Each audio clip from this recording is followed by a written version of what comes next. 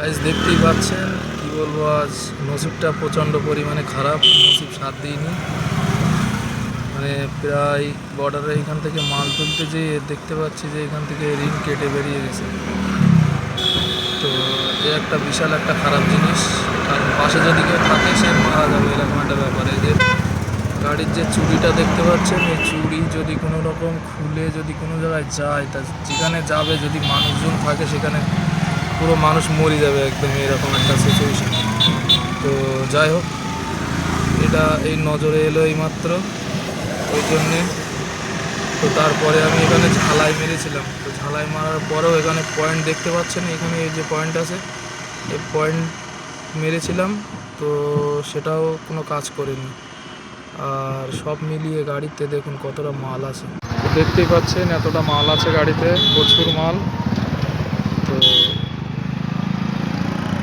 এতটা মাল আছে, প্রায় 3 টন মতো ওয়েট আছে। মানে খালি না করা অবধি শান্তি নেই, এরকম একটা ব্যাপার। তো দেখতেই পেলেন, তো এই হচ্ছে অবস্থা। তো ভিডিওটা ভালো লাগলে সবাই একটু লাইক কমেন্ট শেয়ার করবেন, এই অনুরোধ করছি। ধন্যবাদ সবাইকে, অসংখ্য অসংখ্য ধন্যবাদ ভিডিওটি দেখার জন্য।